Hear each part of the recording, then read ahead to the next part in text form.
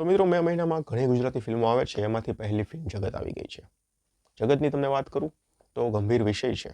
અત્યાર સુધી આપણે કોમેડી જોયું.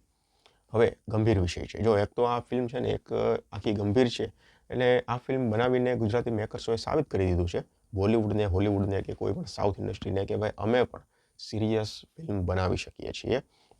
ગુજરાતી ફિલ્મ ઇન્ડસ્ટ્રીની ઓકાત છે ને એ બતાવી દીધી છે કે ભાઈ અમે પણ ગંભીર વિષયો પર ફિલ્મ બનાવીએ છીએ અને હલકી ફુલકી ફિલ્મ નહીં, એકદમ જબરજસ્ત ફિલ્મની મેકિંગ જે છે ને, આ ફિલ્મની મેકિંગ જે સ્ટાઇલ છે ને એ પણ જબરજસ્ત છે.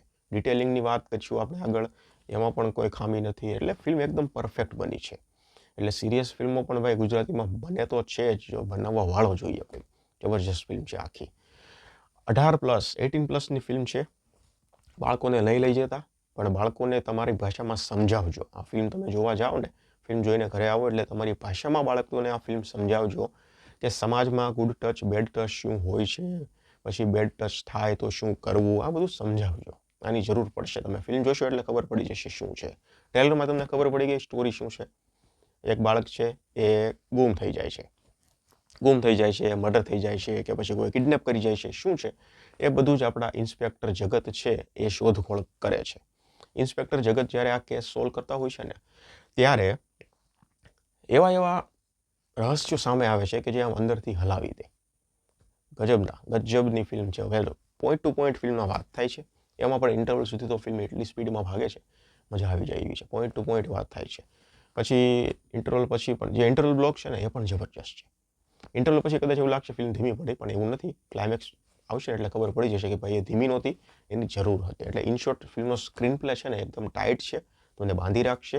ફિલ્મમાં ગીત નથી ને આ સૌથી મોટો પ્લસ પોઈન્ટ છે. કારણ કે ગીત હોય ને એટલે એક તો ફિલ્મને જે સ્ટોરી છે એને રોકે, અને ઉપરથી આપણને કંઈક ને કંઈક એવું થાય કે ભાઈ આ શું યાર આવી ગયું. એટલે પોઈન્ટ ટુ પોઈન્ટ વાત થાય છે. જબરજસ્ત રીતે ફિલ્મ સ્ટાઇલ જે મેકિંગ છે એ પણ સારી. અમુક વસ્તુ ડિટેલમાં એટલી જબરજસ્ત રીતે બતાવવામાં આવી છે, એની વાત તમે જવા દો. ડિટેલિંગનું ધ્યાન રાખવામાં આવ્યું છે. ઇન શોર્ટમાં તમને કહીએ તો ધ્યાન રાખવામાં આવ્યું છે.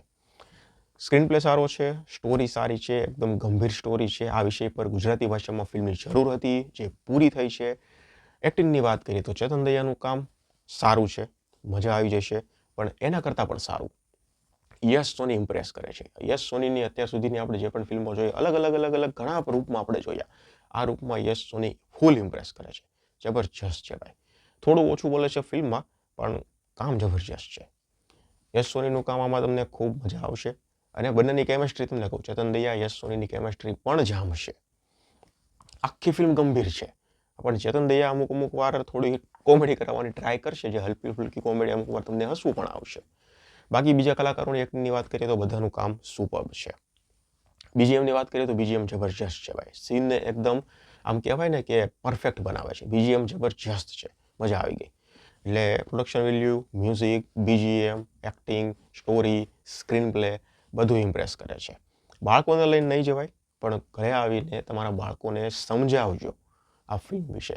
ફિલ્મનો ક્લાઇમેક્સ છે એ પણ સારો છે, અને સારો એવો મેસેજ આપશે આ ફિલ્મ તમને. એટલે ઓવરઓલ ખૂબ સારી ફિલ્મ બનાવી છે. તો ખૂબ સારો મેસેજ છે અને જોવાલાયક ફિલ્મ છે. ગંભીર ફિલ્મ છે. કોમેડીને ધ્યાનમાં લઈને નહીં જતા. એક્શન પણ નથી, પણ આ વિષય વસ્તુ એવી છે ને કે જેના પર ફિલ્મની જરૂર હતી અને બની ગઈ છે. એટલે મારા તરફથી ફિલ્મને 5માંથી હું 4 સ્ટાર આપીશ. તમે જો ઓલરેડી જોઈ લીધી હોય તો હું તમને કહીશ કે મને જણાવો તમારા રેટિંગને રિવ્યૂ શું છે. અને ન જોઈ હોય તો હું તમને હાઈ રેકમેન્ડ કરીશ કે ભાઈ એકવાર આ ફિલ્મને તો જોજો જ. ધન્યવાદ.